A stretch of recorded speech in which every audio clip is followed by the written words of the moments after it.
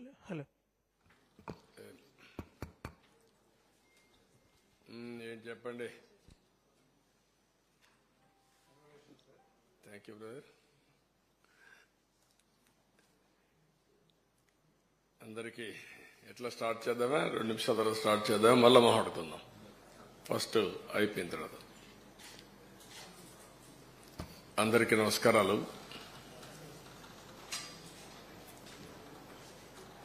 ఏదైతే ముఖ్యమంత్రిగా ప్రమాణ స్వీకారం చేసిన తర్వాత అనేక కార్యక్రమాలకు శ్రీకారం చుట్టి రాష్ట్రంలో 5 సంవత్సరాలు జరిగిన విధ్వంసం గాని, ఇంకొక పక్కన ఏ విధంగా రాష్ట్రం నష్టపోయింది అనే విషయాలు కూడా కూలంకుషంగా చర్చ జరగాల్సిన అవసరం ఉంది. ప్రజలైతే ఏకపక్షంగా ఎన్నికలు నడిపించారు. తెలుగుదేశం పార్టీ పెట్టిన తర్వాత ఇది ఒక హిస్టారికల్ ఎలక్షన్. ఆల్ ఇండియా లెవెల్లో కూడా ఇటీవల సీట్లు గెలవచ్చేమో గాని ఇంత పెద్ద విక్టరీ ఎక్కడా రాలేదు. ప్రజల్లో ఈ మార్పుకు కారణమేంటని అన్వేషిస్తే ఒక పక్క జరిగిన నష్టాన్ని గుర్తించారు, ఇంకొక పక్క ఇన్ని రోజులు ఏ విధంగా అణగదొక్కారో అవన్నీ కూడా భరించి ఒక ఫ్రస్ట్రేషన్ లో ముందుకు వచ్చే పరిస్థితికి వచ్చారు. ఈరోజు మీరు ఇక్కడున్నారు మీడియా.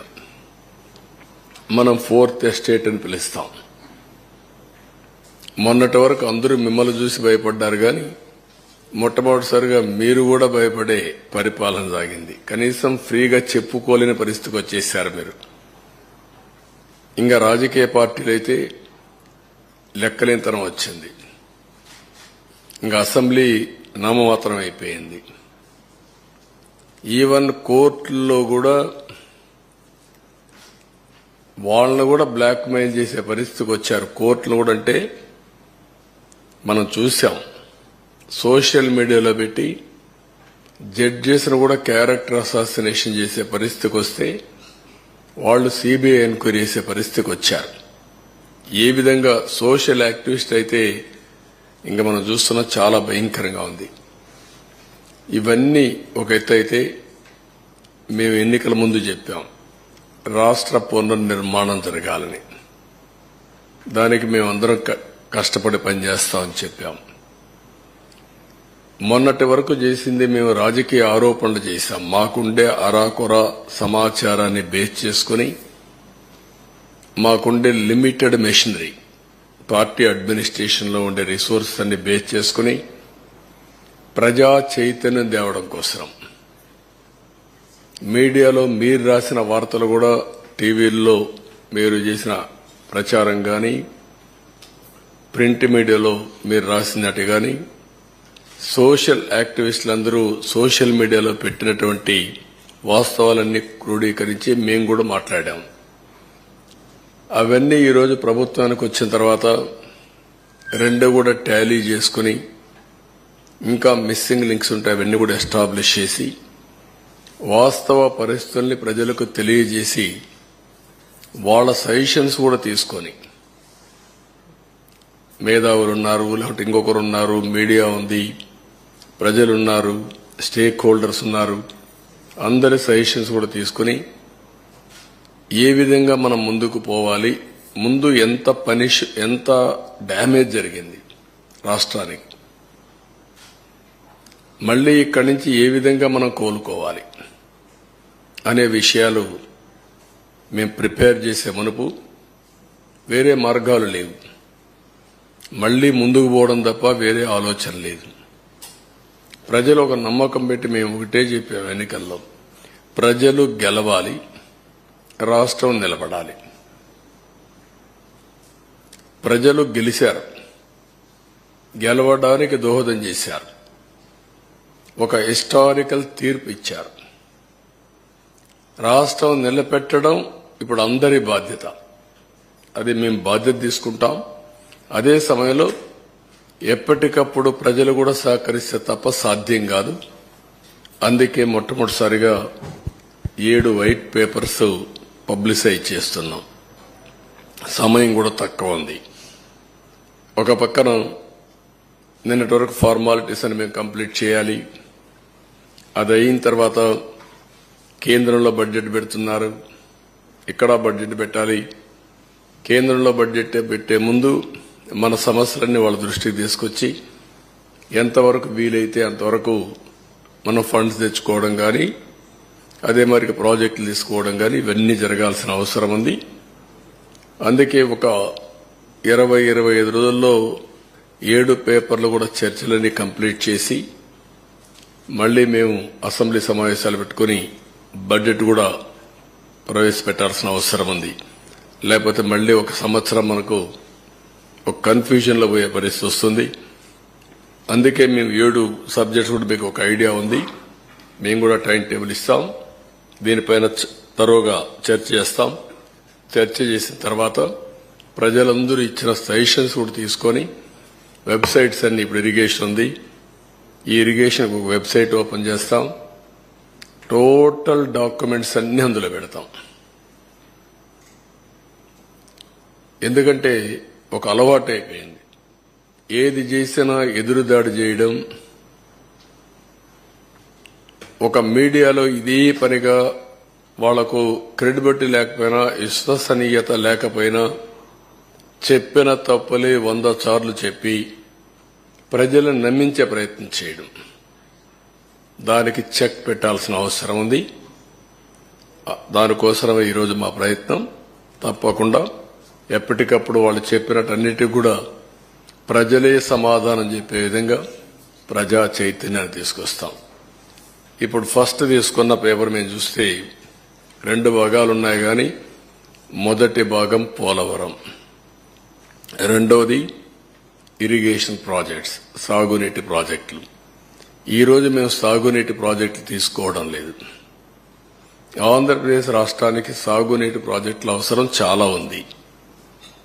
ఆ రోజు తెలుగుదేశం పార్టీ టైంలో 64,000 కోట్ల రూపాయలు, 67,000 కోట్ల రూపాయలు 5 సంవత్సరాల్లో ఇరిగేషన్ పైన ఖర్చు పెట్టాం. ఇప్పుడైతే మెయింటెనెన్స్ కూడా ఇవ్వలేని పరిస్థితి వచ్చింది. అవన్నీ నేను కూడా ఒక వారం తిరిగాను.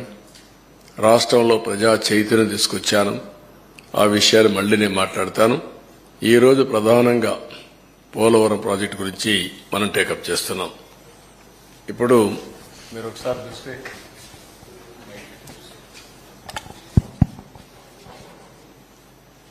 ఇది పోలవరం, రాష్ట్ర అభివృద్ధికి జీవనాడి పోలవరం. రాష్ట్రానికి 2 ప్రధానమైనటువంటి ప్రాజెక్టులు, ఒకటి అమరావతి, ఒకటి పోలవరం. 2 కూడా 2 కళ్ళు లాంటివి. ఈ 2 ప్రాజెక్టులు గాని మనం పూర్తి చేసుకుంటే విభజనలో జరిగిన అన్యాయాన్ని గాని, మనం ఏ విధంగా నష్టపోయామో ఆ నష్టాన్ని పూడ్చుకునే అవకాశం ఉంటుంది.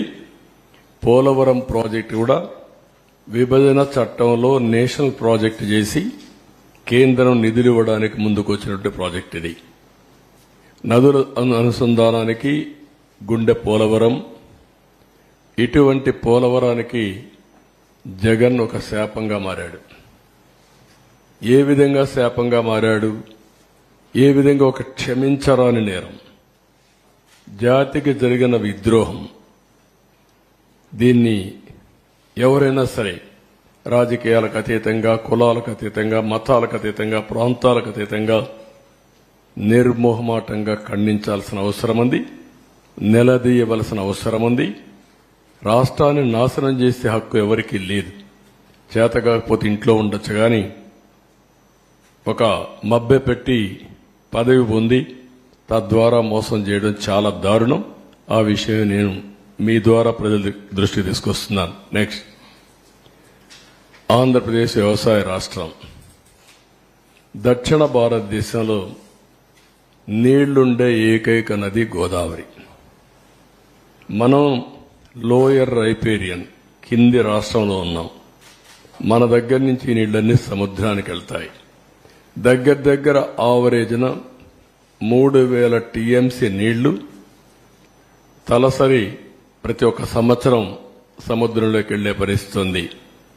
ఈ నీళ్లన్నీ గాని ఉపయోగించుకుంటే రాష్ట్రాన్ని కరువు రహిత రాష్ట్రంగా, డ్రౌట్ ప్రూఫ్ స్టేట్ గా చేసేందుకు అవకాశం ఉంది. డెల్టా స్థిరీకరణతో పాటు ఉత్తరాంధ్ర, రాయలసీమ తాగునీరు, సాగునీరు దించే బహుళార్థ సాధక జాతీయ ప్రాజెక్టు. అదే మరుగా ఈ వరదలు ఇవన్నీ వచ్చేప్పుడు గాని, మామూలుగా గాని జల విద్యుత్, హైడల్ అనేది చాలా ముఖ్యం. ఇప్పుడు సోలార్, విండ్ వచ్చింది. సోలార్ డే టైం వస్తుంది, విండ్ నైట్ ఈవినింగ్ టైం వస్తుంది. మిగిలిన గ్యాప్ ఏదైతే మనకు కొన్నిసార్లు కరెంటు కొరత ఉంటుంది, పీక్ లోడ్ ఫ్యాక్టర్, అప్పుడు ఈ హైడల్ ఉంటే ఎప్పుడైనా ఆన్ చేసుకోవచ్చు, ఎప్పుడైనా ఆఫ్ చేసుకోవచ్చు. ఆ విధంగా కూడా హైబ్రిడ్ మోడల్ తేవడానికి ఐడల్ పవర్ చాలా ఉపయోగపడుతుంది. అలాంటి ప్రాజెక్ట్ ఇది. దీన్ని మనం చూస్తే 2014లో రాష్ట్ర విభజన జరిగింది, కానీ చాలా నష్టపోయామని అందరికీ ఆవేదన ఉంది.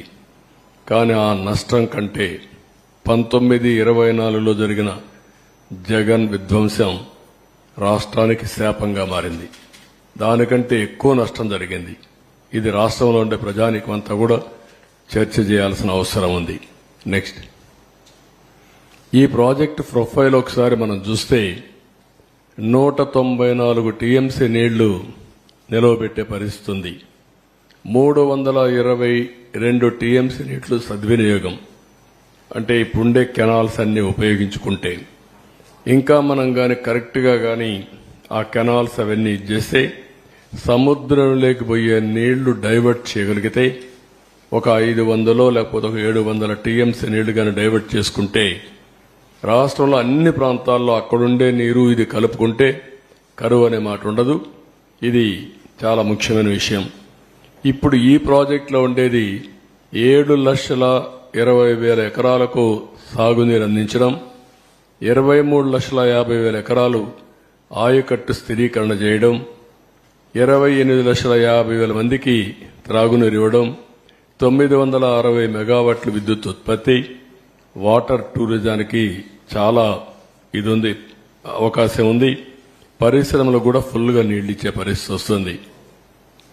నెక్స్ట్, ఇది ఒక చిరకాల వాంఛ. ఏదైతే 1941 నుంచి ప్రజల కల ఇది. ధవళేశ్వరం కట్టినప్పుడు కాటన్ ద్వారా ధవళేశ్వరంలో కట్టాలన్నా లేకపోతే పైన కట్టాలని ఆలోచించినప్పుడు తర్జన భర్జన పడి డబ్బులు లేవనే ఉద్దేశంతో అప్పట్లో ధవళేశ్వరంలో కట్టారు, బ్యారేజ్ కట్టారు. లేకుంటే అప్పుడే కట్టాల్సింది. ఇంకొక పక్క 50 లక్షల క్యూసెక్స్ ప్రవాహాలని నది డైవర్ట్ చేసే ప్రాజెక్ట్ ఇది. చైనాలో ఉండే 3 గేజెస్ కూడా మీరు చూసే గార్జెస్ చూస్తే దీనికంటే తక్కువ. ప్రపంచంలోని అతి ఎక్కువ నీళ్లు డైవర్ట్ చేయడమే కాకుండా ప్రవహించే నది ఈ గోదావరి నది. ఇంకొక పక్కన ఇది డయాఫామ్ వాల్ మీరు చూస్తే చాలా సెన్సిటివ్. 90 మీటర్స్ కింది వరకు డయాఫామ్ వాల్ స్పెషల్ టెక్నాలజీతో పూర్తి చేశాం. అలాంటి సున్నితమైన డయాఫామ్ వాల్ ఇది. ఇంకొక పక్కన 20 మీటర్ల ఎత్తు, 16 మీటర్ల వెడల్పు ఉన్న అతి భారీ గేట్లు, బిగ్గెస్ట్ గేట్స్. ఇంకొక పక్క 390 కిలోమీటర్ పొడవున్న కుడి ఎడమ కాలువలు. అటు ఉత్తరాంధ్ర ఇటు వచ్చే కొందికి రైట్ మెయిన్ కెనాల్ రెండు కూడా 390 కిలోమీటర్స్ ఉన్నాయి. ఇంకొక పక్క ఇప్పుడు జరిగే పెద్ద ప్రాజెక్టులో ఒకటి, భవిష్యత్తులో కూడా ఇంత పెద్ద ప్రాజెక్టు మనం నిర్మాణం చేయబోం. ఇదే లాస్ట్. ఇండియాలో గాని ప్రపంచంలో గాని ఒకసారి చూసి అనలైజ్ చేస్తే ఇంత పెద్ద ప్రాజెక్టు మళ్ళా వస్తుందనే ఇది కూడా లేదు. అదే మరి ఇంకొక పక్కన 24 గంటల్లో 32,315 క్యూబిక్ మీటర్ల కాంక్రీట్ పనులు చేసి గిన్నెస్ రికార్డు కూడా సాధించారు ఆ రోజు. ఈ రోజు చూస్తే ఏ ప్రాజెక్టులో నిర్వహించిన కాంక్రీట్ పనులు పోలవరంలో చేయడం జరిగింది. ఇవన్నీ కూడా సైలెంట్ ఫ్యూచర్స్ కొన్ని మాత్రం. నెక్స్ట్, ఈ రోజు మీరు చూస్తే ఓసారి ప్రాజెక్ట్ యొక్క ప్రొఫైల్. ఈ ప్రాజెక్ట్ ని ఆ రోజు బైఫర్కేషన్ యాక్ట్లో పెట్టారు. కానీ ముంపుకు గురయ్యే 7 మండలాలు తెలంగాణలో పెట్టారు. నేను ముఖ్యమంత్రిగా ఎన్నికయ్యాను, ఢిల్లీకి వెళ్ళాను. ఆ రోజు కూడా ఎన్డీఏతో పొత్తుంది. ఢిల్లీకి వెళ్తానే నేను ఒకసారి నా అనుభవంతో, ఎందుకంటే అపోజిషన్గా నేను ఫైట్ చేశాను, అనుభవం ఉంది ఇరిగేషన్లో. ఎప్పుడు నేను ముఖ్యమంత్రిగా, అప్పటికే 9 ఏళ్ళు నేను ముఖ్యమంత్రిగా ఉన్నాను, నాకు ఒక ఐడియా ఉంది. మొత్తం స్టడీ చేశాను. స్టడీ చేస్తే ఆ 7 మండలాలు కానీ ముంపుకు గురయ్యే మండలాలు ఇక్కడ ఇవ్వకపోతే, వాళ్ళు అడ్డం పెడితే ఇంకా చరిత్ర ప్రాజెక్ట్ అంతా ఎప్పటికీ పూర్తి కాదు. ఆ రోజు నేను ఇవన్నీ ఆలోచించి ఎట్టి పరిస్థితిలో ఒకటే కోరాను. ఆ రోజు ఎన్డీఏ ప్రభుత్వం, నరేంద్ర మోడీ గారు లీడర్ ఆఫ్ ది హౌస్ అయ్యారు. కానీ ప్రమాణ స్వీకారం చేయక మునుపు మీరు కానీ ఈ 7 మండలాలు మాకు ఇవ్వకపోతే నేను ప్రమాణ స్వీకారం చేసినప్పుడు వేస్ట్ అవుతుంది. అవసరమైతే సాధించే వరకు నేను ప్రమాణ స్వీకారం చేయను. ఒకవేళ కాన్స్టిట్యూషన్ డెడ్ లాక్ వచ్చినా పర్వాలేదు, ఇది చాలా క్లియర్గా నేను మీకు చెప్పాలి కాబట్టి చెప్తున్నాను చెప్పి చాలా స్పష్టంగా చెప్పాను. అప్పుడు వెంకయ్యనాయుడు, రాజ్నాథ్ సింగ్, ప్రధానమంత్రి మోడీ గారితో మాట్లాడి ఫస్ట్ టైం ఆర్డినెన్స్ ఇష్యూ చేసి ప్రెసిడెంట్ ఆఫ్ ఇండియాను మెప్పించారు ప్రణబ్ ముఖర్జీని. ఎందుకంటే ముందు మీరు పార్లమెంట్ మెంబర్స్ సమావేశం పెట్టారు, ఫస్ట్ పార్లమెంట్ మెంబర్స్ అంతా ప్రమాణ స్వీకారం చేయాలి, తర్వాత బిజినెస్ ఇది ఎట్లా పెడతారంటారని ఆయనకి చెప్పి మెప్పించి ఆయన ఒప్పుకున్న తర్వాత ఆర్డినెన్స్ పాస్ చేసి క్లియరెన్స్ చేసిన తర్వాత పార్లమెంట్ సమావేశాలు పెట్టి మెంబర్స్ అంతా కూడా ప్రమాణ స్వీకారం చేసే పరిస్థితికి వచ్చారు. ఇంకొక పక్కన డిజైన్లు అన్నిటి క్లియరెన్స్ వచ్చాయి. 5 ఏళ్లలో 72% పనులు పూర్తి చేశాం. 11,762 కోట్ల రూపాయలు ఖర్చు పెట్టాం. డిపిఆర్ 2 55,545 కోట్లకు సాంకేతిక కమిటీ ఆమోదం తెప్పించాం. 31 సార్లు క్షేత్రస్థాయి పర్యటన చేశాను ప్రాజెక్టుకి. 104 సార్లు వర్చువల్ రివ్యూలు చేశాను. ఎందుకు అంత శ్రద్ధ పెట్టామంటే ఈ ప్రాజెక్టు పూర్తి చేసుకుంటే రాష్ట్రంలో వ్యవసాయ రంగానికి పెద్ద ఊతం వస్తుంది, చాలా ఉపయోగపడుతున్న ఉద్దేశంతో మొత్తం చేశాం. ఇంకొక పక్కన అప్పటి వరకు ఉన్నటువంటి అన్ని పెండింగ్ అంతా కూడా క్లియర్ చేశాం. రైట్ మెయిన్ కెనాల్, కొంతమంది రైతులు కోర్టుకు వెళ్లి అడ్డం పెట్టి కూర్చున్నారు. వాళ్ళు ఒకటే అనుకున్నారు, ఇంక ఎప్పుడైనా పర్వాలేదు మేము మాత్రం ఇవ్వని మొండిగేసే పరిస్థితికి వచ్చారు. ప్రాజెక్టులో ఏదైతే మెయిన్ డ్యామ్ వస్తుందో ఆ ప్రాంతంలో కోర్టుకు వెళ్లి వాళ్ళు కూడా మేము వెకేట్ చేయమన్నారు. మామూలుగా ఎవరికైనా సరే ప్రాజెక్టులో పునరావాసం ఇచ్చి R&R డబ్బులు ఇచ్చి ప్యాకేజ్ ఇచ్చి వాళ్ళకి ఇండ్లు కట్టిన తర్వాతనే అది మనం అక్వైర్ చేసే అవకాశం ఉంటుంది. అవన్నీ వార్ ఫుటింగ్లు చేసి వాళ్ళకి కన్విన్స్ చేసి మొత్తం క్లియర్ చేసి ప్రాజెక్ట్ ని 5 ఏళ్లలో 72% పూర్తి చేశాం. నెక్స్ట్ ఇక్కడ మీరు చూస్తే సివిల్ వర్క్స్ 71.93. వీళ్ళు వచ్చిన తర్వాత వీళ్ళు చేసింది less than 4%, 3.8 or 7, 75.77. PIP head works 65.6 అయితే 72.63. పిఐపి ఆర్ఎంసీ 91.14 ఉంటే 92.75.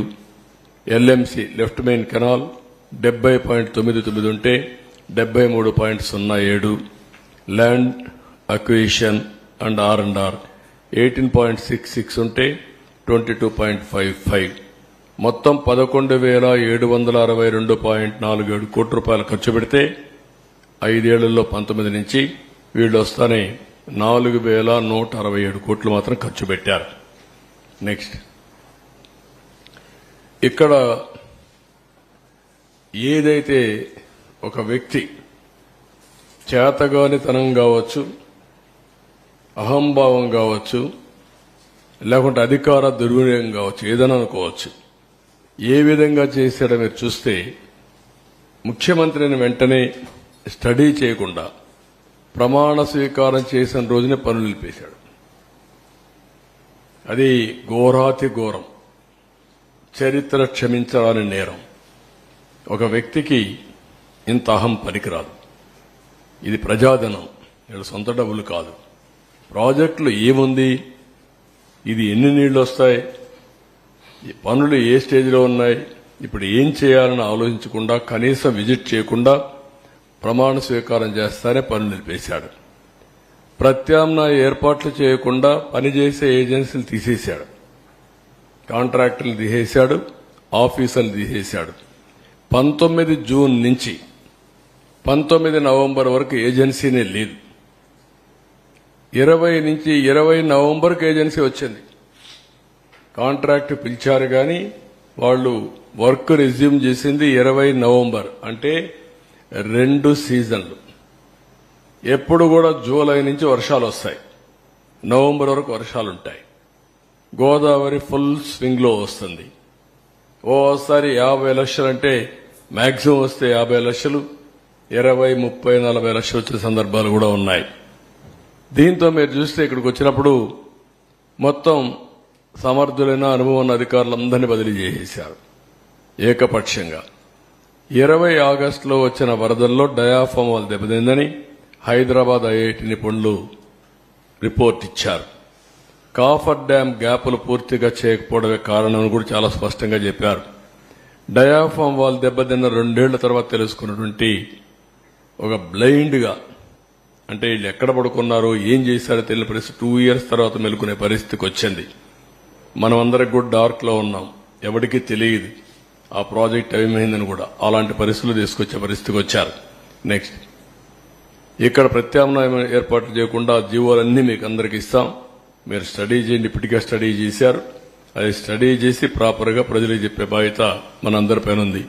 నెక్స్ట్, ఇక్కడ మీరు చూస్తే ఆగస్టు 13న పీపీఏ మీటింగ్ జరిగింది, Polavaram project authority meeting.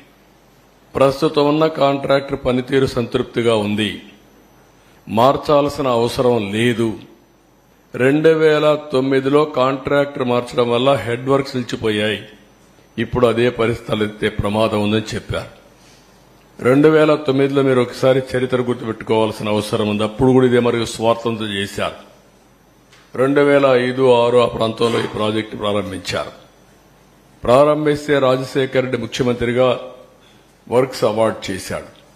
Award చేసిన తర్వాత ఆయన కాంట్రాక్టర్లకు కావాలనే ఉద్దేశంతో ఆ కాంట్రాక్టర్ బలవంతంగా చేపించి ప్రీ క్లోజర్ చేసి వాళ్ళని పంపించేసి ఆయన బతుకున్నంత వరకు మళ్ళా టెండర్ పిలవలేకపోయాడు.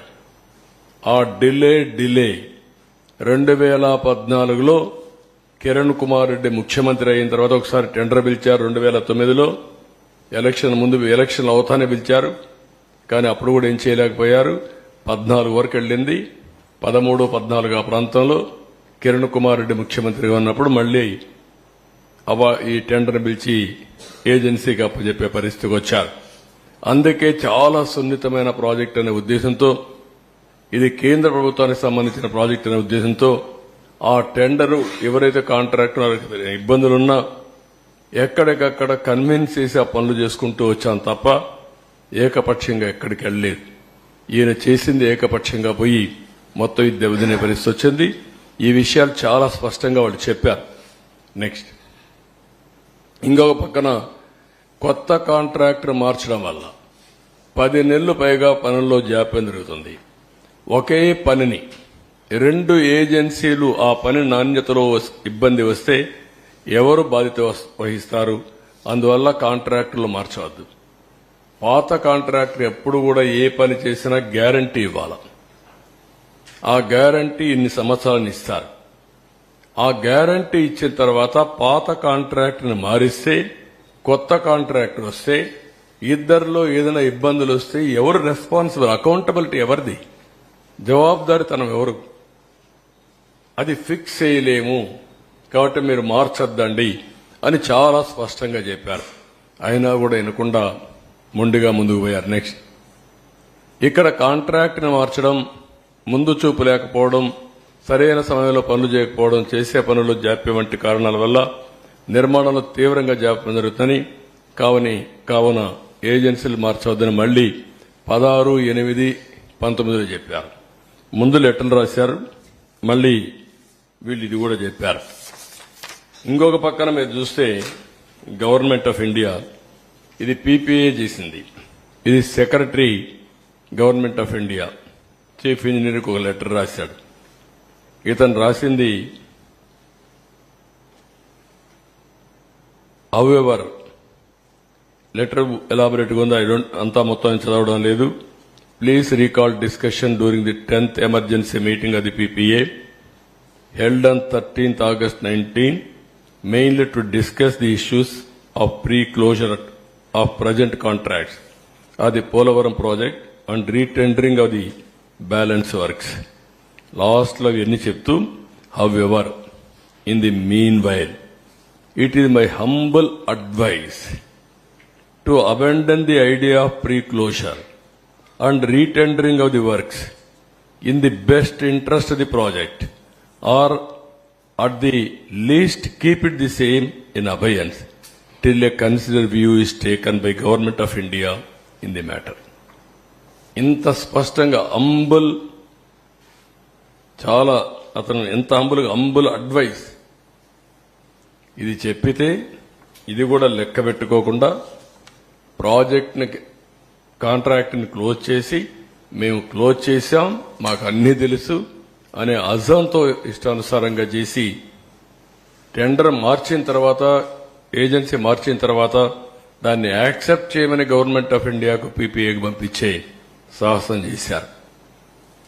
నెక్స్ట్ దీనివల్ల పర్యవసానం చాలా క్లియర్గా నీతి ఆయోగ్ ఒక నిపుణుల కమిటీ వేసింది ఐఐటి హైదరాబాద్. దాంట్లో పేజ్ నెంబర్ 38 మీరు ఒకసారి చదువుకోవచ్చు క్లియర్గా. ఇక్కడ చూస్తే even though about 20 lakh cusics of flood in 2020 has caused havoc through deep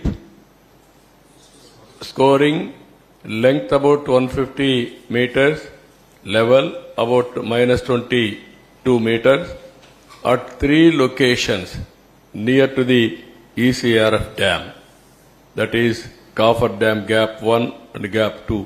This cannot be considered under force majeure category.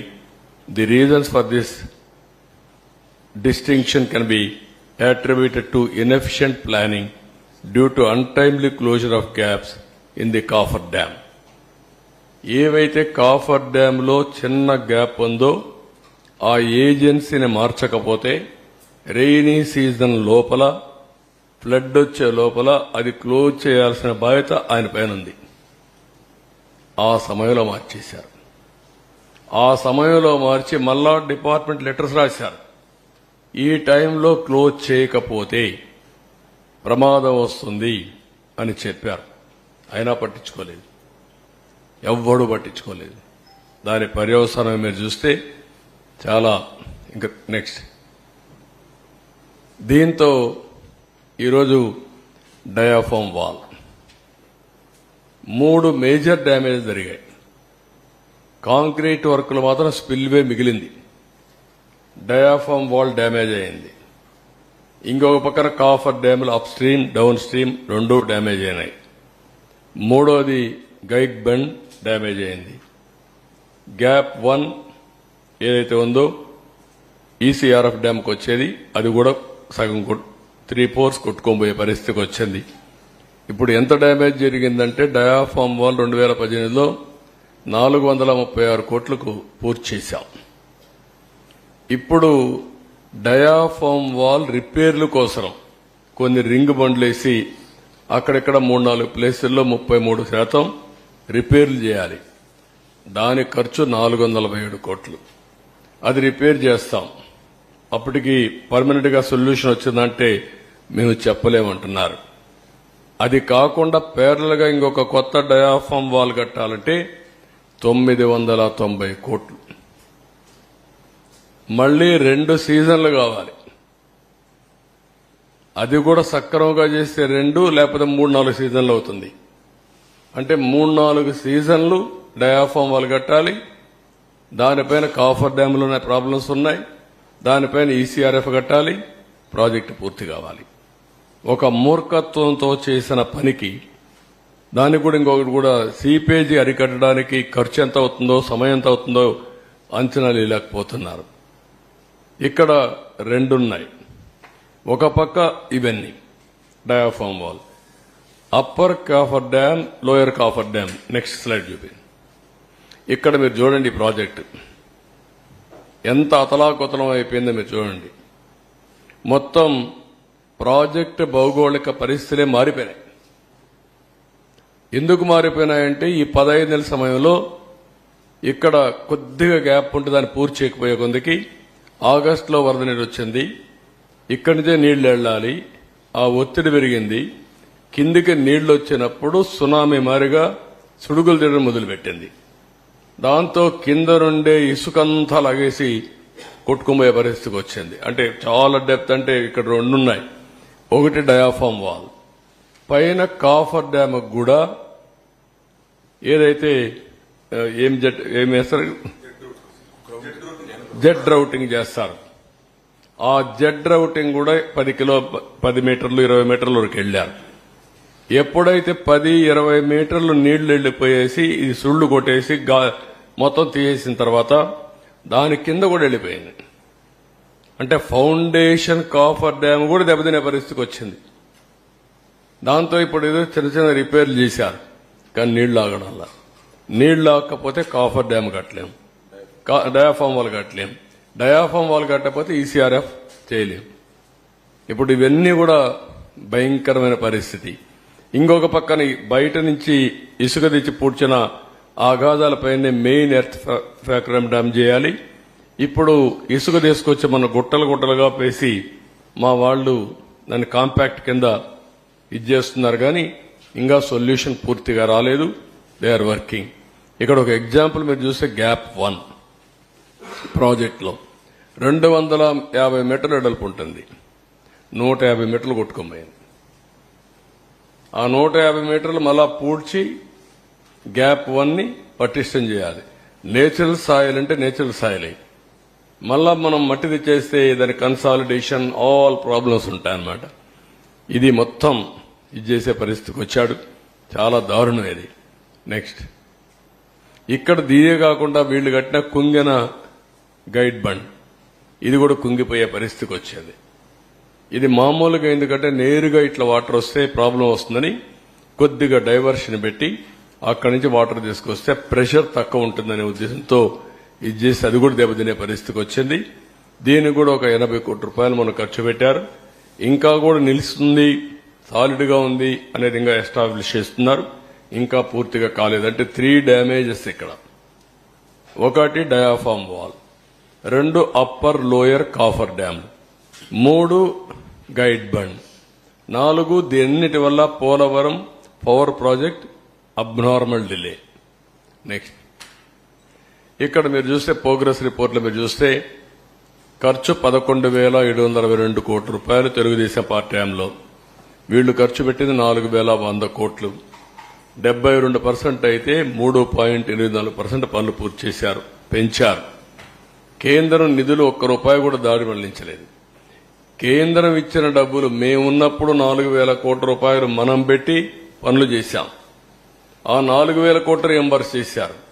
అదనంగా అయిందానికి డబ్బులు ఇచ్చారు. ఇచ్చిన డబ్బుల్లో 3,345 కోట్లు వేరేదాన్ని డైవర్ట్ చేశారు. నిధులు కొరత కూడా ఒకటి తీసుకొచ్చాడు. మళ్ళీ ఎక్కడ పెట్టాడో ఏం తెలియదు కానీ మొత్తం డైవర్ట్. ఇలాంటి ప్రాజెక్టులో తెలుగుదేశం పార్టీలో స్టేట్ ఫండ్స్ పెట్టి ప్రాజెక్టు పూర్తి చేస్తే ఇతను వాళ్ళిచ్చిన డబ్బులు డైవర్ట్ చేసే పరిస్థితికి వచ్చాడు. ఆ రోజు కేంద్ర మంత్రులు గిన్నీస్ రికార్డుని వచ్చాయి. ఈ రోజు అందరూ కూడా తప్పు పట్టే పరిస్థితికి వచ్చారు. ప్రాజెక్టే ప్రశ్నార్థకమైంది. ఎత్తు 45.72 మీటర్లు, 194 టీఎంసీ ఆఫ్ వాటర్. ఇప్పుడు 41.15 అని మాట్లాడుతున్నారు. ఇది ఎక్కడుందో నాకైతే అర్థం కాలేదు. ఇది కొత్త వాదన.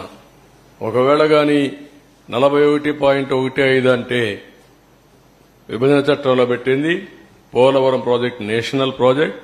And at the same time 45.72 metres ఎత్తది. అంచనా 55,548 కోట్ల రూపాయలు ఆమోదం తెలిపారు. ఇప్పుడు ఏమైందో అది కూడా అర్థం కాని పరిస్థితి. ఆ రోజు పర్యాటక కేంద్రంగా ఎవ్రీడే అందరూ చూశారు. ఇప్పుడు ఒక ప్రొహిబిటెడ్ ఏరియాగా తయారైపోయింది. ఆ రోజు 4,144 కోట్ల రూపాయలతో కాల్ నిర్మాణం, ముంపు గ్రామాలకి బాధితులకు అండగా అన్ని చేశాం. ఈరోజు 1,687 కోట్లు మాత్రం ఖర్చు పెట్టారు.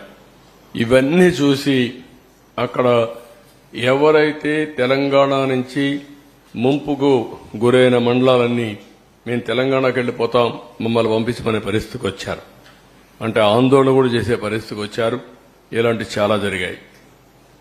నెక్స్ట్, ఇది మీకు ఒక ఐడియాకి 4,908 కోట్ల రూపాయలు ఖర్చు పెట్టి పోలవరానికి మనం ప్రాధాన్యత ఇచ్చాం. వాళ్ళు డబ్బులు ఇవ్వకపోయినా ప్రాజెక్టు ఆగకుండా పోయాం. వీళ్ళు వస్తానే 3,385 కోట్లు వాళ్ళు ఇచ్చిన డబ్బులను డైవర్ట్ చేశారు. That is the difference. Next, ఇవన్నీ మీరు చూస్తే ఎన్నో హామీలు ఇచ్చాడు. ఎకరాకు 19 లక్షలు ఇస్తా అన్నాడు, ఒక్క రూపాయి ఇవ్వాల. ఎకరాకి అదనంగా 5 ల్యాండ్ అక్విజిషన్ అయిన వాళ్ళకు కూడా 5 లక్షలు ఇస్తా అన్నాడు, ఒక పైసా ఇవ్వాల. ఇంకో పక్క సకల వసతులతో పునరావాస కాలనీలు కడతా అన్నాడు. తెలుగుదేశం పార్టీ కట్టిన ఇళ్లు తప్ప ఒక్క ఇల్లు కొత్తగా నిర్మాణం చేసిన పరిస్థితి లేదు. అంటే ఎన్ని అబద్దాలు చెప్పాలో ఓట్ల కోసం అన్ని అబద్దాలు చెప్పి వచ్చిన తర్వాత తప్పించుకోవడం అనేది ఇది ఒక ఉదాహరణ మాత్రం. నెక్స్ట్, ఈరోజు నేను ముందే చెప్పాను, 4,114 కోట్ల రూపాయలు పునరావాసానికి ఖర్చు పెడితే one of the best model colonies నిర్మాణం చేశాం. ఎక్సలెంట్ ఇన్ఫ్రాస్ట్రక్చర్ పెట్టాం. అవన్నీ ఎక్కడికక్కడ వదిలేసే పరిస్థితికి వచ్చారు. నెక్స్ట్, వీళ్ళు చేసిన ప్రకటనలు మీరు ఒకసారి చూస్తే, మొదటి ప్రకటన 2021 జూన్ నాటికి పూర్తి, రెండో ప్రకటన 2021 డిసెంబర్ నాటికి పూర్తి, మూడో ప్రకటన 2022 జూన్ నాటికి పూర్తి, 4 డిసెంబర్ నాటికి పూర్తి 2022. ఐదోసారి ఎప్పటికవుతుందో మాకు తెలియదు, ముంచేశారు.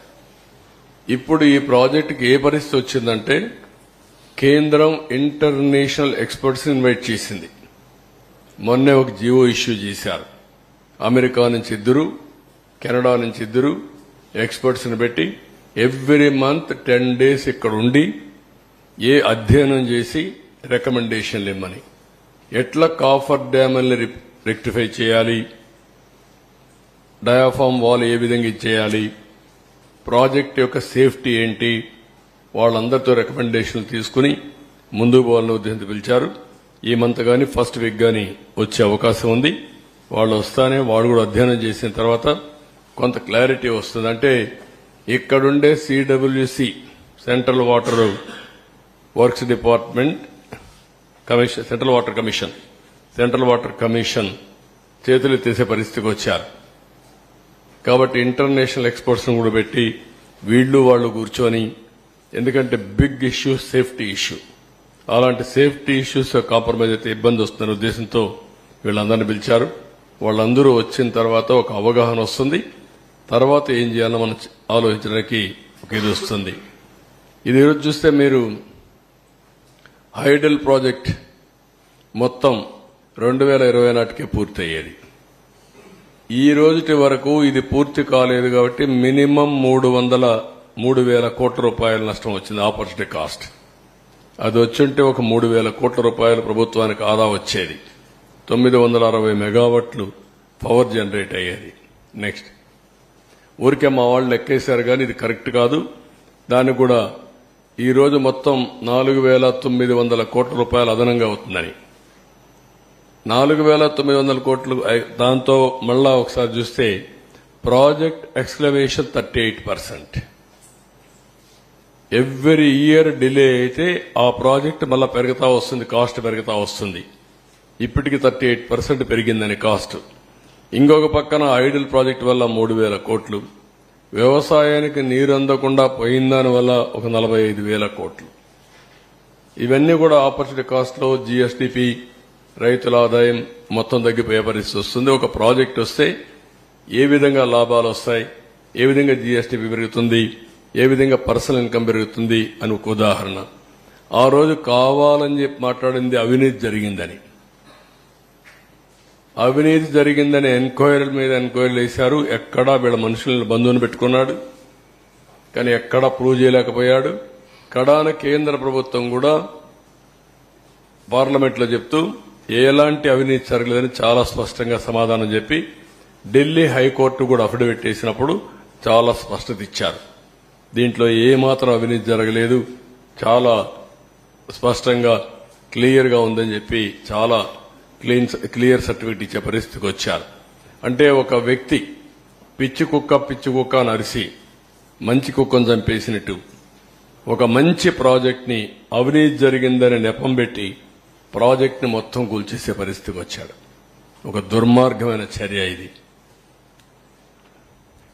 ఇది చూస్తే చాలా ఆవేదన, బాధ, ఓసారి ఇరిటేషన్, కోపం కూడా వస్తుంది.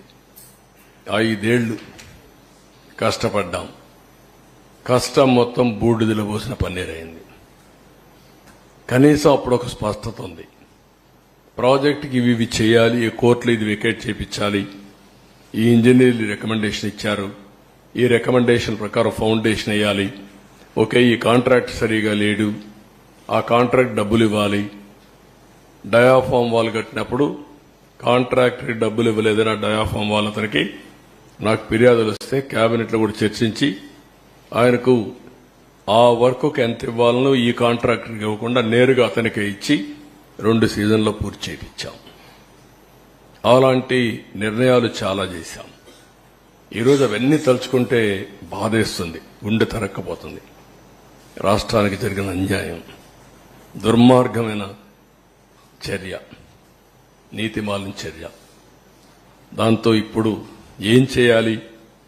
ఒకసారి అయితే గడ్కరీ, ఇప్పుడు కూడా నాకు జ్ఞాపకం, దీపావళి అనుకుంటాను, పండగ రోజు ఆయన ఇంటికి పోయాను. నేను అమెరికాకు పోతూ ఆయన ఇంటికి వెళ్లి రిక్వెస్ట్ చేసి తర్వాత అమెరికాకి వెళ్ళాను.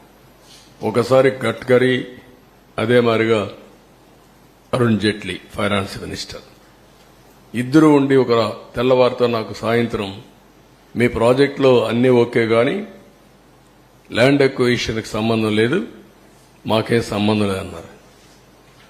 నాకు అప్పుడు ఆశ్చర్యం వేసింది. ఎట్లా అంటారా మీరు? Land acquisition part of project, ఇది ప్రాజెక్టులో ల్యాండ్ ఎక్విజిషన్ లేదంటారు, మీరు పునరావాసం లేదంటారు, పునరావాసం ల్యాండ్ ఎక్విజిషన్ లేకుండా ప్రాజెక్ట్ అయిపోతుందా అని రాత్రంతా స్టడీ చేసి ఆఫీసర్లందరినీ రాత్రంతా మేలుపెట్టి తెల్లవారికి ఒక నోట్ తయారు చేసి మళ్ళా నేను గడ్కరీ దగ్గరికి వెళ్లి అదే మరి అరుణ్ జైట్లీకి వెళ్లి, నువ్వు సుప్రీంకోర్టు లాయర్వి, నువ్వు అర్థం చేసుకో, నువ్వే చెప్పు, ఒక ప్రాజెక్ట్ నేను యాక్ట్ చెప్తున్నా, నేను ఆర్గ్యూ చేసిన తర్వాత ఆయన కూడా ఇంకేం మాట్లాడకుండా నువ్వు చెప్పింది రైట్ అనే పరిస్థితికి వచ్చాడు.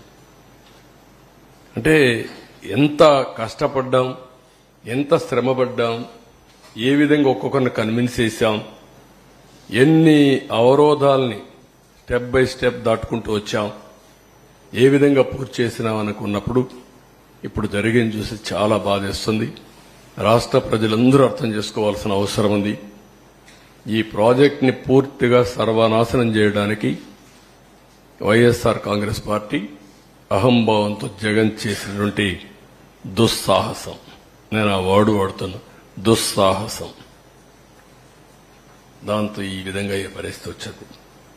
అందుకే నేను ఒక మాట చెప్పాను, అర్హత లేని వాళ్ళకి అధికారం వస్తే ఇవే జరుగుతాయి. ముఖ్యమంత్రిగా కాదు, రాజకీయాలకి అర్హత లేని వ్యక్తులు, అది ప్రజలందరూ అర్థం చేసుకోవాల్సిన అవసరం ఉంది. ఒకరిద్దరు వచ్చి ఆంబోతుల మారిగా మాట్లాడచ్చు, మమ్మల్ని విమర్శించవచ్చు, అది కాదు ఇక్కడ ఇష్యూ. ఎవడైనా సరే, బుద్ధి జ్ఞానం ఉండేవాడు ఎవడైనా సరే ఆలోచించాలి.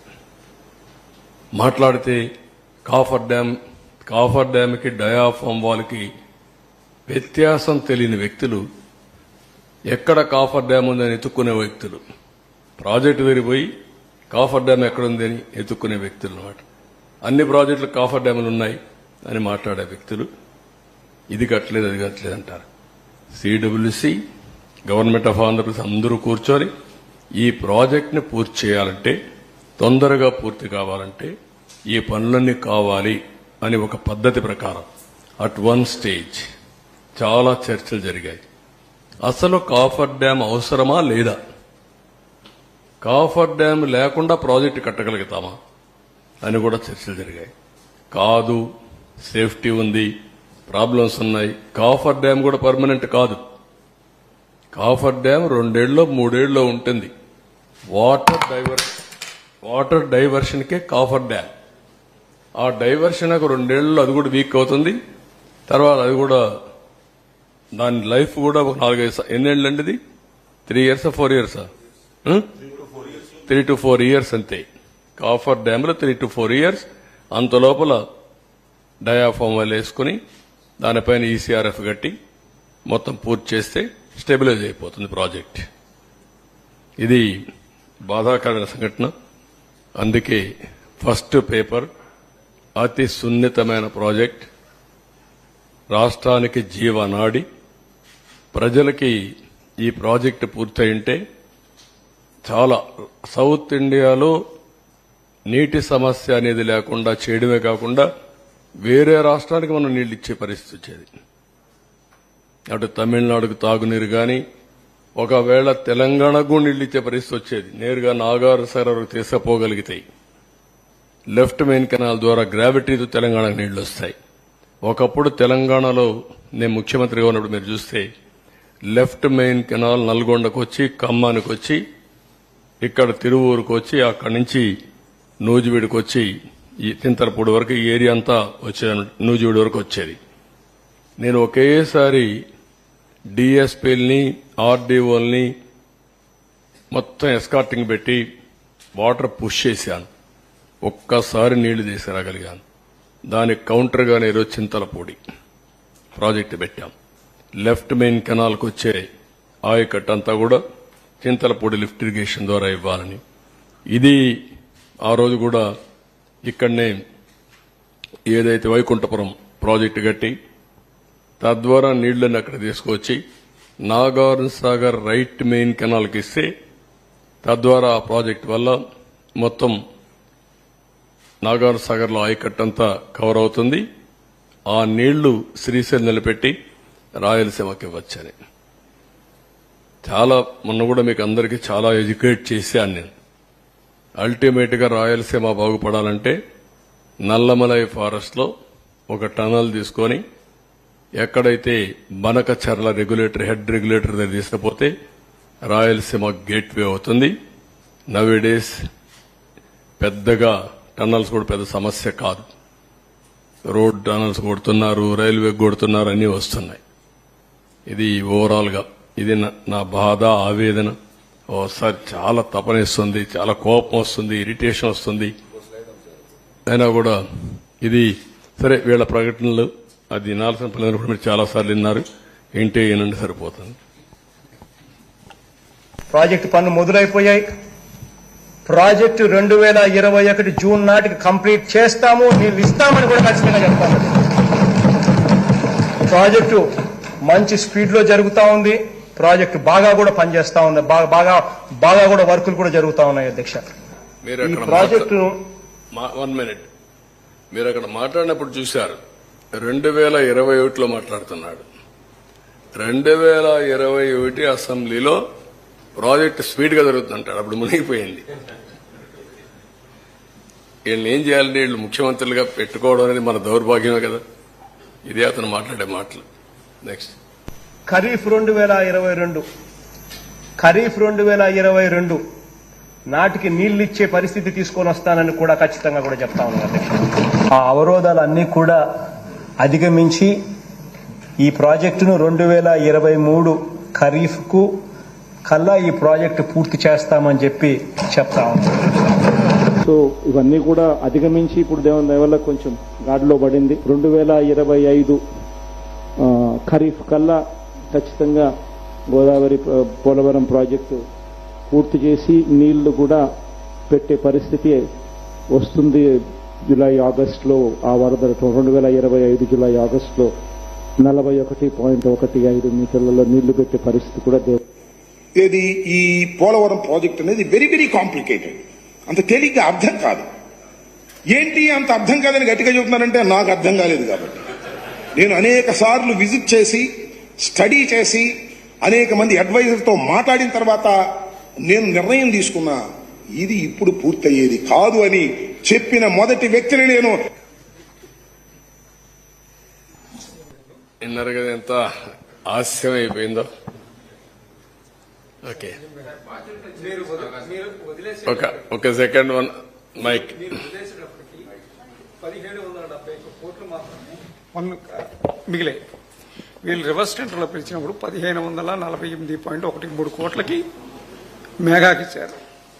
సో వాళ్ళ పనులు అప్పుడు వీళ్ళు దాదాపు 600 కోట్లు మిగిల్చామని డప్పాలు కట్టారు. ఇప్పుడు ఈ కొట్టుకుపోవడం వల్ల 20,000 కోట్ల నష్టం ఏర్పడింది. దీనికి బాధ్యత వహిస్తారు. మీరే ఫిక్స్ చేయాలి అంటే నేను అడిగేది సీరియస్గా అడుగుతున్నా. ఎందుకంటే ఎవరు పాపం చేశారో వాళ్ళు అదే దాన్ని ఏ విధంగా ఫిక్స్ చేయాలి ప్రజలందరూ ఆలోచించాలి. అక్కడ చర్యలుంటే యాక్షన్ కూడా తీసుకోవడం చాలా అవసరం. అదర్వైజ్ ఒక వ్యక్తి రాష్ట్రానికి ఇంత నష్టం చేయడం చాలా దుర్మార్గం. ఇది ట్యాక్స్ పేయర్స్ మనీ. ఎవరు ఖర్చు పెట్టినా మీరు నేను ట్యాక్స్ కడితే ఆ డబ్బులే ఖర్చు పెడతాం. ఇది బాధ్యతారాహిత్యం. మీరు చెప్పింది కరెక్ట్. అది చాలా దుర్మార్గం. ఇప్పుడు కేంద్రం 15,511.13 కోట్లు ఇవ్వడానికి సిద్ధమైంది. కేబినెట్ లో నోటు కూడా రెడీగా ఉంది. దాని మీద మీరు ఏమైనా పర్సూ చేస్తారా? నేను పర్సూ చేయడం డెఫినెట్గా చేస్తాను. ఒకటి టెక్నికల్ గా వేర్ ఆర్ వి, నేను మీకు చాలా స్పష్టంగా చెప్పాను. 33% డయాఫామ్ వాల్ డ్యామేజ్ అయింది 3-4 ప్లేసెస్ లో. అవి కూడా రింగ్ బండేసి సరిపోతుందని చూపించారు నాకు, రింగ్ ఫెన్సింగ్ కింద. ఒక వర్షన్ ఆ 3-4 ప్లేస్లే కాదు, ఇంకా ఎక్కడ ఉండొచ్చో మేము డెఫినెట్ గా చెప్పలేమంటున్నారు. దాని ఎస్టిమేషన్ మీకు చెప్పాను.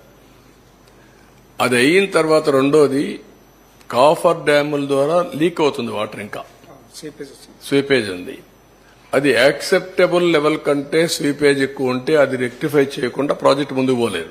సేఫ్టీ గానీ ఫ్యూచరిస్టిక్ ఇవన్నీ అది ఇంకా తేలలేదు. ఈ రెంటికే ఇప్పుడు కమిటీ యుఎస్ఏ నుంచి 2 ఎక్స్పర్ట్స్ వెళ్లేశారు. ఇప్పుడు ఇక్కడుండే ఇంజనీర్లు కూడా రిస్క్ తీసుకోవాలంటే భయపడే పరిస్థితికి వచ్చారు. వాళ్ళు కూడా భయపడుతున్నారు. ఒక దుర్మార్గుడు చేసిన పనికి మనం కూడా బలైపోతామేమో, మనకెందుకు వచ్చింది అని వాళ్ళు కూడా భయపడే పరిస్థితికి వచ్చారు. అంటే బాధ్యత తీసుకోవాల్సిన వ్యక్తులు బాధ్యత తీసుకుని, అందుకే ఒక మాట చెప్పాను, మీకు తెలిసి మీకు డ్యామేజ్ కనపడుస్తా ఉంది, తెలియకుండా బ్రాండ్ గాని డ్యామేజ్ గాని విపరీతంగా ఉండబోతుందని నేను ఎలక్షన్ ముందే చెప్పాను. సార్ ఇప్పుడు 2020లో డయాఫ్రామ్ వాళ్ళు దెబ్బతింటే ఇప్పటిదాకా కూడా సొల్యూషన్ కనుక్కోలేదు. ఈ 3 ఏళ్లలో వీళ్ళ ఫెయిల్యూర్ చాలా దారుణంగా ఉన్నట్టు కదా సార్. 2020లో డయాఫ్రామ్ వాళ్ళు ఎంత బుకాయిస్తున్నారో చూశారు కదా. లాస్ట్ 2025 ఇప్పుడే సొల్యూషన్ వచ్చేసింది, అయిపోయింది, నీళ్లు ఇచ్చేస్తానని మాట్లాడే పరిస్థితికి వచ్చారు. ఇయర్ బై ఇయర్ అని వాళ్ళు చెప్పింది. 2021కే దెబ్బతినింది. 22 చెప్పారు, 23 చెప్పారు, 25 కూడా చెప్తున్నారు మళ్ళీ. అసలు వాళ్ళు చెప్పిందేమో 2019లోనే దెబ్బతింది అని చెప్పి ఒక పక్క ప్రాజెక్టు పనులు చేస్తా ఉన్నారు. 2020లో దెబ్బతింటే ఇప్పటిదాకా సొల్యూషన్ కూడా కనుక్కోలేకపోయారు. అదే నేను మీకు ఒకటే గుర్తుపెట్టుకోండి, వాళ్ళు ఏం చెప్పారు, ఎక్స్పర్ట్స్ అందరూ కూడా చెప్తే వాళ్ళందరూ తెలుగుదేశం వాళ్ళు, ఇంకా అపోజిషన్ వాళ్ళు. ఎవడైనా వీళ్ళు మీరు తప్పు చేస్తున్నారు అంటే వాళ్ళ మీద పడిపోవడం, విరుచుకు పడిపోవడం. ఈవెన్ పత్రికల వాళ్ళ మీద కూడా అలాగే పడ్డారు. మీడియా అందరినీ ఇదే పద్ధతి పెట్టారు. సరే ఇప్పుడు సార్ అంటే బోత్ రెండు ఉన్నాయి. ముందు టెక్నికల్, తర్వాత ఫైనాన్షియల్. సార్ మీరు చెప్పినట్టు వాళ్ళు కట్టడానికి 3 సీజన్లు 4 సీజన్లు పడితే ఇక మరి ఈసీఆర్ఎఫ్ డ్యామ్ ఎప్పుడు కట్టగలుగుతారు? That is the biggest challenge. ఇప్పుడు నేనేమంటానంటే, ఎప్పుడైతే డయాఫామ్ వాల్ పేర్లలా రింగ్ ఫెన్సింగ్ గా, ఓకే కాఫర్ డ్యామ్ లో స్వీపేజ్ ఏంటి, ఈ రెండు చేయాలంటే వాళ్ళకు 1 year టెన్యూర్ ఇచ్చారు. ఎవరికి యుఎస్ఏ నుంచి వచ్చిన 2 ఎక్స్పర్ట్స్, కెనడా నుంచి వచ్చిన 2 ఎక్స్పర్ట్స్ కి 1 year ఎవ్రీ మంత్ 10 days ఉండి అధ్యయనం చేసి రికమెండేషన్లు ఇవ్వని. వాళ్ళు ఎన్ని రోజుల్లో సొల్యూషన్ కనుక్కుంటారో మనకు తెలియదు. అది అయిన తర్వాత మళ్ళా మీరు చెప్పేది. ఇక్కడ మీరు గుర్తుపెట్టుకోవాల్సింది, డిసెంబర్ నుంచి మే వరకే పనులు, జూన్ నుంచి డిసెంబర్ వరకు, నవంబర్ వరకు నో వర్క్స్. ఫ్లడ్ ఉంటుంది. ఫ్లడ్ ఉన్నప్పుడు పనులు లేవు. కాఫర్ డామ్స్ పనిచేస్తుంటే మనకి స్పేస్ దొరికింది కదా సార్. కాఫర్ డామ్స్ కూడా పాడయ్యాయి. కాఫర్ డ్యామ్లు పోయినాయి, డయాఫామ్ వాల్ పోయింది. సార్ ఇప్పుడు 55,000 కోట్లు మన అంచనా సార్ డిపిఆర్ 2 మీరు 2019కి. ఇప్పుడు ద్రవ్యోళం ప్రకారం ఇన్ఫ్లేషన్ ప్రకారం 38% పెరుగుతున్నారు. అంటే చాలా కాస్ట్ చాలా అప్పటికిప్పటికి 38 అని ఇచ్చారు మా వాళ్ళు. దాన్ని నేను ఇంకా ఇది ఊరికే రఫ్ గా ఈ రోజు చెప్తే ఇచ్చారు కానీ అది కరెక్ట్ ఫిగర్ కాదు. అందుకే నేను దాన్ని మాట్లాడడం లేదు. ఊరికి ఎంత నష్టం జరిగింది అంతవరకే నేను చెప్పగలుగుతున్నాను. సార్ ఇది రెక్టిఫై చేయడానికి ఎంత టైం తీసుకుంటుంది, ఈ ప్రాజెక్ట్ పూర్తి కావడానికి ఎంత టైం తీసుకుంటుంది సార్? అంటే నేను ఒకటే చెప్పాను మీకు, 2 seasons minimum diaphragm wall minimum. అది రెక్టిఫికేషన్ కావచ్చు, రింగ్ ఫెన్సింగ్ కావచ్చు, 2. అది అయిన తర్వాత కాఫర్ డ్యామ్ టెక్నికల్ డీటెయిల్స్ అన్ని ఫైనలైజ్ కావాలి. నౌ ఎన్హాన్స్డ్ ఏవైతే ఫైనాన్స్ వస్తుందో ఆ డబ్బులు ఇప్పుడు ఇవ్వాలి. ఒక వ్యక్తి చేసిన పాపానికి కేంద్ర ప్రభుత్వం కూడా ఇప్పుడు నష్టపరిహారం కట్టివ్వాలి వాళ్ళు కూడా. ఇవన్నీ వేరియస్ యాంగిల్స్ లో వచ్చిన ఇబ్బందులు అన్నమాట. డయాఫ్రమ్ వాళ్ళు కూడా డిఫరెంట్ రిపోర్ట్స్ ఇస్తున్నారు కదా సార్. కొంతమంది ఏమో కంప్లీట్ దీనికి వెళ్ళాలంటున్నారు, కొంతమంది ఏమో రింగ్ ఫెన్సింగ్. అదే వాళ్ళు అనేది ఏంటంటే ఇవి జరిగాయి. అది కూడా ఎక్స్పర్ట్స్ కమిటీ. ఎవరంటే ఎక్స్పర్ట్స్ కమిటీ చేసింది?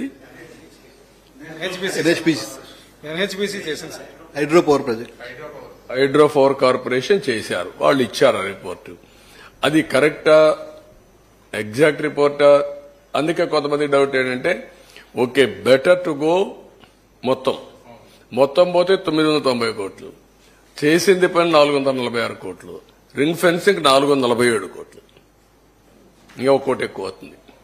సార్ ఇప్పుడు ప్రాజెక్టులో తప్పు అన్ని చోట్ల ప్రాజెక్టులు ఫెయిల్యూర్ ఉన్నాయి, ఇరిగేషన్ అంతా పడుకుంది సార్. ఎవరైతే తప్పులు చేస్తారో అధికారులే ఇంకా కొనసాగుతున్నారన్న చర్చ బయట డిపార్ట్మెంట్ లోనే ఉంది. మరుస ఏముంది తేవాలి? వాళ్ళు చెడగొట్టారు. వీళ్లే కదా ఎప్పటి నుంచో ఉండేది. యథా రాజా తదా ప్రజ. అంటే దీంట్లో ప్రధాన దోషి అవుతాడు సార్. ప్రధాన దోషి ఇంటికి పంపించారు, ప్రధాన దోషిని పంపించేశారు. ఆయన పోతే పోయాడు.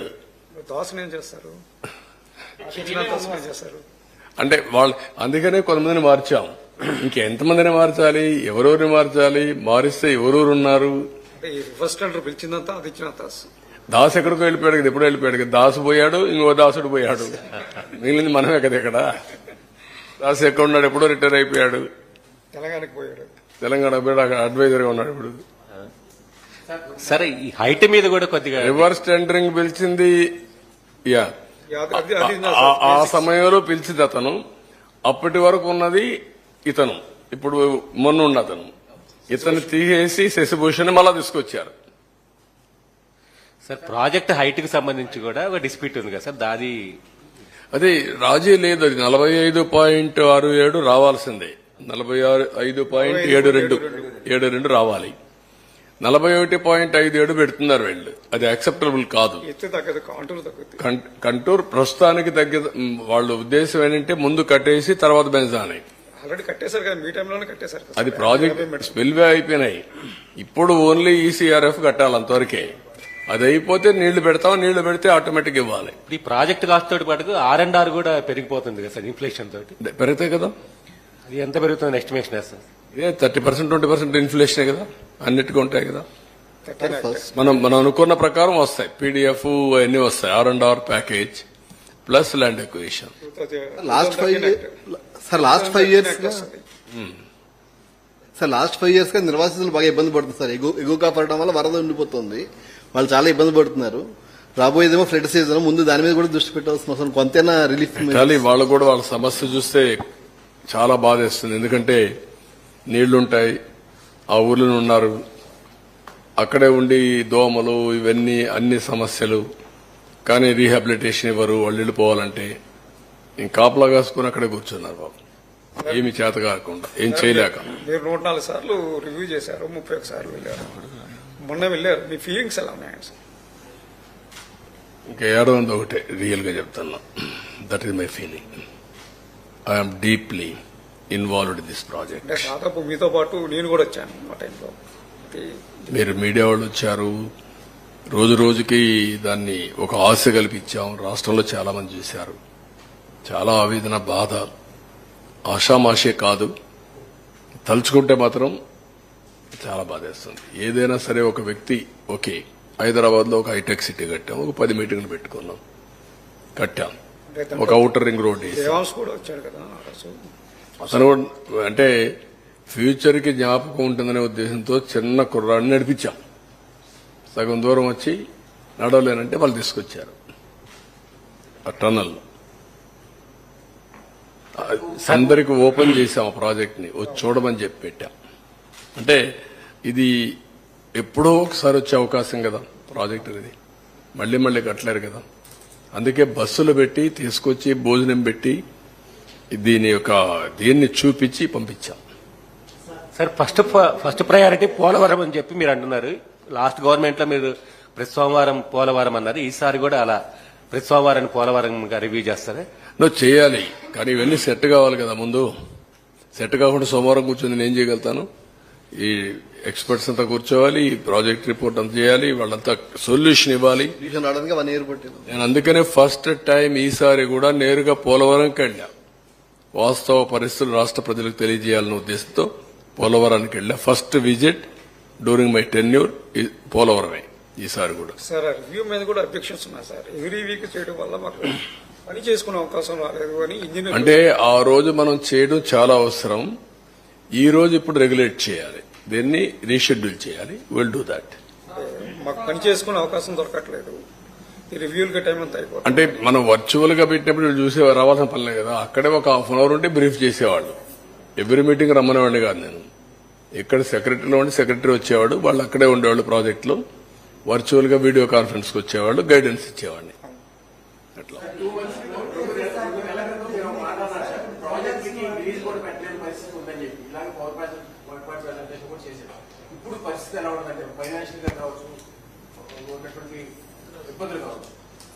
అంటే ఎక్స్పెక్టేషన్స్ హెవీగా ఉన్నాయి. వ్యవస్థలన్నీ డిస్ట్రాయ్ అయిపోయినాయి. పని చేయడమే తెలియని పరిస్థితి వచ్చింది. ఇంకొక పక్కన ఫైనాన్షియల్ గా చాలా ఇబ్బందులు ఉన్నాయి. ఎక్కడికక్కడ మిస్ మ్యాచ్ కనపడొస్తుంది. ఇప్పుడు మీరు అన్నట్టు కొంచెం టైం పడుతుంది. ఒక పక్క ఇవన్నీ చేస్తూనే I have to set right. నేను అందుకే రాష్ట్రంలో ఉండే ప్రజలందరికీ విజ్ఞప్తి చేస్తున్నా, వాళ్ళు కూడా ఇవన్నీ కూడా వాస్తవాలన్నీ దృష్టిలో పెట్టుకుని సహకరించాలి. అడ్మినిస్ట్రేషన్ మొత్తానికి విజ్ఞప్తి చేస్తున్నా. అడ్మినిస్ట్రేషన్ మొన్న వాళ్ళు కూడా ఫ్రస్ట్రేషన్ లో ఉన్నారు. మాకు ప్రజల కంటే ఉద్యోగస్తులు ఎక్కువ ఓట్లేశారు. మొన్న మీరు చూస్తే 63% ఓట్లేశారు.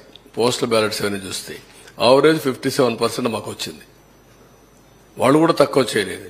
కానీ వాళ్ళకు కూడా విజ్ఞప్తి చేస్తున్నా, మనందరి బాధ్యత మనం అందరం కలిసి సమిష్టిగా పనిచేసి ఈ సంక్షోభం నుంచి ప్రజల్ని కాపాడుకోవాలి, ముందుకు తీసుకుపోవాలి. అందరూ కూడా ఒక క్రమశిక్షణతో ఒక పద్ధతితో పనిచేసే విధానానికి శ్రీకారం చుట్టండి. పూర్తిగా సహకరించమని అందరికీ కోరుతాను. ఇంకా రాబోయే రోజుల్లో మీరే చూస్తారు, నేను కూడా ఎప్పటికప్పుడు రియల్ టైం వీళ్ళందరూ క్లియరెన్స్ ఇస్తూ, గైడెన్స్ ఇస్తూ, స్ఫూర్తినిస్తూ ముందుకెళ్తాం. సార్ మీరు చెప్పినట్టుగా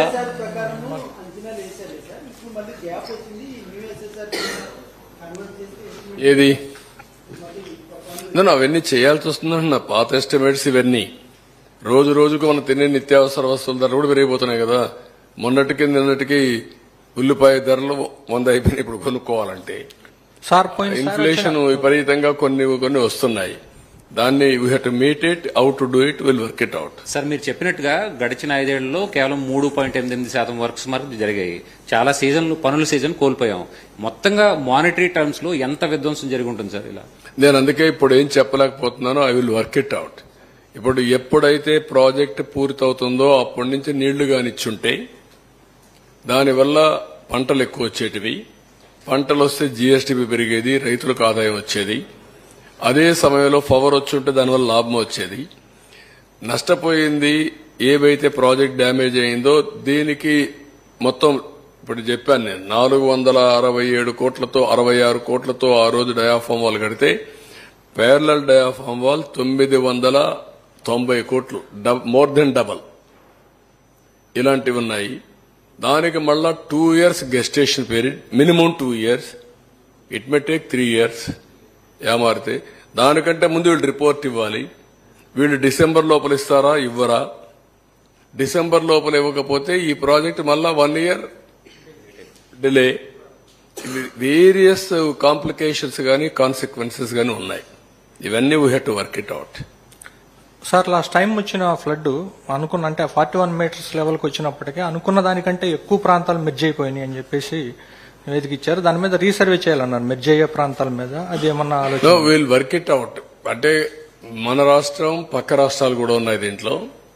పక్క రాష్ట్రాల్లో ఉండేటి కూడా మనం జాగ్రత్తగా వాళ్ళు కూడా కన్విన్స్ చేయాలి. అది కూడా కేసులు ఉన్నాయి. మళ్ళా ఈ దుర్మార్గం చేసిన పనికి ఇప్పుడు కేసులు కూడా ఒరిస్సా కేసు వేసింది, ఛత్తీస్గఢ్ కేసు వేశారు, అవి కూడా పెండింగ్ ఉన్నాయి, కోర్టులో డిస్ప్యూట్స్ ఉన్నాయి.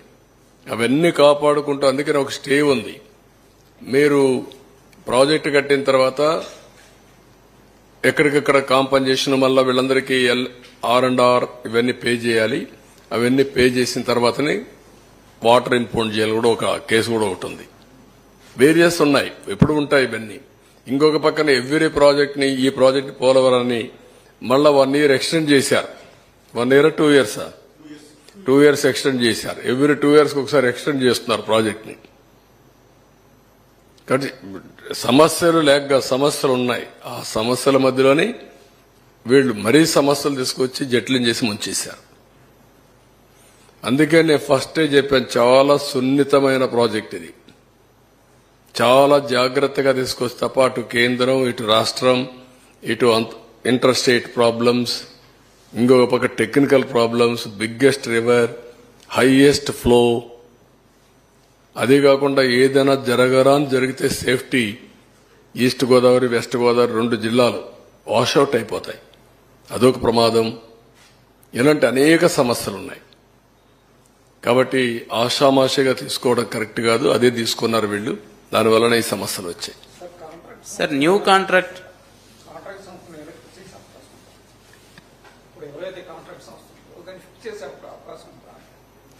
అంటే ఇప్పుడు నేనేమంటానంటే ఆ రోజు కూడా కాంట్రాక్టర్ని మార్చడం తప్పు. నేను కాంట్రాక్టర్ని మార్చలా. మీకు ఒరిజినల్ గా కూడా మీరు చూస్తే ట్రాన్స్ట్రాయ్కి ఇచ్చారు, ట్రాన్స్ట్రాయ్ చేయలేకపోయారు. అప్పుడు కొన్ని పనులన్నీ డైరెక్ట్ గా పే చేసి కొంతవరకు ఇచ్చేసాం కేంద్రం పర్మిషన్తో. కేంద్రం పర్మిషన్తో అదే ఎస్టిమేట్స్ కు పనిచేస్తామని నవయోగ ముందుకు వచ్చారు. ఆ ఎస్టిమేట్స్ ప్రకారమే నవయోగకి ఇచ్చాము, అప్పుడు ఇచ్చాం. అది కూడా కేంద్ర అనుమతితో. అది క్యాన్సిల్ చేసి రివర్స్ టెండర్ పెట్టాడు. కనీసం ఆ వర్క్ లో ఆ డబ్బులకు పని చేసి ఉంటే అది వేరే విషయం. అది చేయకుండా రివర్స్ టెండర్ పిలిచి ఏజెన్సీ పేర్లు I don't want to quote, ఎవరేముంది ఎవరు ఇది చేస్తే వాళ్ళ అవకాశం కోసం వాళ్ళ కంపెనీ కోసం పనిచేస్తారు. ఇన్ రిటర్న్ ఇచ్చారు. ఏమి ఇచ్చారు? Reverse tendering. మళ్ళా ఏం కండిషన్ పెట్టారు? అన్ని మీరు గాని సైట్ అన్ని గాని ఫుల్ఫిల్ చేసి మేము ఇస్తాం. ఇప్పుడు ఏమంటారు? మీరు ఫుల్ఫిల్ చేయలేదు, మేము ఇవ్వలేదు. అసలు ప్రాజెక్టే మునిగిపోయింది, మాకే సంబంధం, మేము రాకమునిపోయి మునిగిపోయింది. You can understand litigation. అందుకే వాళ్ళు ఏమన్నారు, గవర్నమెంట్ ఆఫ్ ఇండియా పాత వాడిని కొత్త వాడిని ఇద్దరిని తీసుకొస్తున్నారు. డ్యామేజ్ చేస్తే ఎవరు రెస్పాన్సిబుల్? ఎవరిని అడగాలి? How to fix accountability.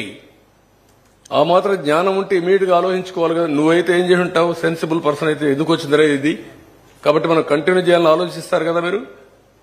ఏం లెక్క పెట్టుకోకుండా చేశాడు, లెక్క పెట్టుకోకుండా మార్చేశాడు. మార్చేస్తాను ఒక మాట అన్నాడు, ఐ హంబ్లీ రిక్వెస్ట్ అన్నాడు, బెగ్ అన్నాడు, in the interest of the state. కనీసం అభయన్స్ లో పెట్టమని అడుక్కున్నాడు. అభయన్స్ లో కూడా పెట్టకుండా డెసిషన్ తీసుకొని నేను డెసిషన్ తీసుకున్నాను నువ్వు అమలు చేయమని చెప్పారు. ప్రాజెక్టు వాళ్ళది, వాళ్ళ ప్రాజెక్టు నువ్వు డెసిషన్ తీసుకొని నువ్వు అమలు చేయమని రివర్స్ టెండరింగ్ పెట్టి గోదావరిలో ముంచేయడం ఎంత ద్రోహం అంటది. అంటే ఒక పాలిటీషియన్స్ కాబట్టి అడిగేవాళ్ళు లేరా? బాధ్యత లేదా? అదే నేను చెప్పింది. వాళ్ళ మీద పెట్టారు, అందరి మీద. సార్ గత మీ ప్రభుత్వ హయాంలో కట్టిన పట్టిసీమని మీరు కట్టారనే గత 3 ఏళ్లుగా వాళ్ళు వాడుకోలేదు. చివరి 2 ఏళ్లు తప్పని సర్వీస్ లో వాడుకున్నారు. ఇప్పుడు పట్టిసీమను మరోసారి ఉపయోగించుకోబోతున్నారా? ఎందుకంటే కృష్ణా డెల్టాకి 5 ఏళ్లు మీ హయాంలో బాగా ఉపయోగపడింది. అది కాదమ్మా, అది ఉపయోగపడితే నీళ్లు ఎక్కడ ఉన్నాయి? పట్టిసీమ ఉపయోగించుకోవాలి, పురుషోత్తపట్నం ఉపయోగించుకోవాలి, అది కూడా ఉపయోగించలేదు. పురుషోత్తపట్నం కూడా అది కూడా ఉపయోగించుకోవాలి. పురుషోత్తపట్నం ఉపయోగించుకోకుండా ఏలేరుకు నీళ్లు ఇవ్వలేకపోయారు, ఆయకట్టుకు నీళ్లు ఇవ్వాల. అవి కూడా పెండింగ్ పెట్టి వాళ్ళకు కూడా సరిగా కన్విన్స్ చేయకుండా ఎన్జిటి వాళ్ళు ఫైన్ వేసి ఒకటి కాదు చాలా ఉన్నాయి.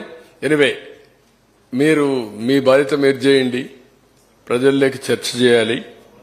రేపటి నుంచి అందరూ వాళ్ళ ఆలోచనలు ఇస్తారు. అన్ని ఆలోచనలు తీసుకున్న తర్వాత ఫైనల్ గా వే ఫార్వర్డ్ ఏం చేయాలో మేము కూడా వర్కౌట్ చేస్తాం. ఫస్ట్ ఆఫ్ ఆల్ ప్రజా చైతన్యం అన్నిటికీ పరిష్కార మార్గం. ఆ ప్రజా చైతన్యం లేకపోతే మనం ఏం మాట్లాడినా చెల్లుబాటు అవుతుందని ఇలాంటి తప్పులు ఇంకా ఎక్కువ చేసే ప్రమాదం ఉంటుంది. ప్రజలందరూ ఆలోచించాలి. నేను ఎలక్షన్లో కూడా చెప్పాం, రాజకీయాల్లో ఉండడానికి అర్హత లేని వ్యక్తి అతను.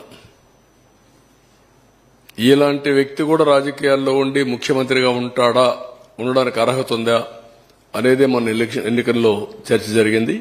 దాని ఫలితమే 11 సీట్లు ఇచ్చారు. ఎప్పుడూ రానటువంటి వర్డిక్ట్ వచ్చింది. కానీ ఆ వర్డిక్ట్ అయితేనే అయిపోలేదు. ఇది శాశ్వతంగా ప్రతి ఒక్కరు ఆలోచించుకోవాల్సిన అవసరం ఉంది. అతను చేసిన పనులు 5 ఏళ్లు, అతను చేసిన ఘోరాలు అన్ని కూడా రాష్ట్రానికి శాపాలుగా మారాయి. అది 10 ఏళ్లు ఎంటాడుతుందా, 20 ఏళ్లు ఎంటాడుతుందా, 30 ఏళ్లు ఎంటాడుతుందా కాలమే చెప్పాలి.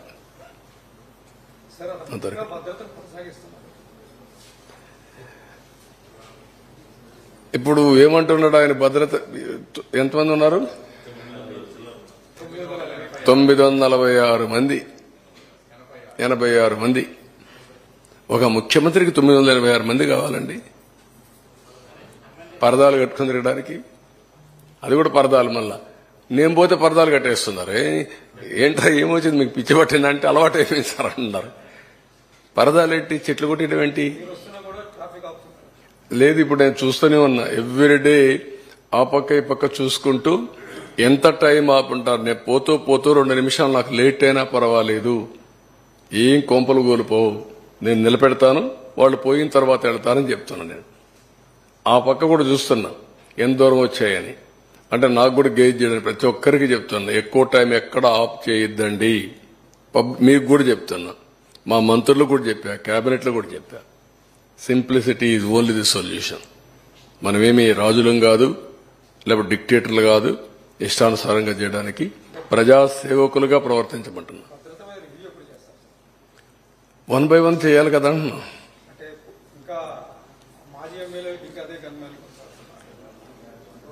నేరస్తులందరికీ సెక్యూరిటీ ఉంది నేరాలు చేయడానికి. పొలిటికల్ నేరస్తులకు అందరికీ ఉన్నాయి. అన్ని రివ్యూ చేస్తాం. కేసులు వేశారు. వేరే పనులంటే వాళ్ళందరికీ మళ్ళా కంటిన్యూ చేయాలి. వాళ్ళకు రాష్ట్రాన్ని దోపిడీ చేయాలా, చాలా ఉన్నాయి. అవన్నీ మాట్లాడదాం. ఈ రోజు నా ఉద్దేశం పోలవరానికే కన్ఫైన్డ్ కండి. మిగిలిన విషయాలు మళ్లీ మాట్లాడదాం. ఇంకా చాలా టైం ఉంది. Thank you అనండా.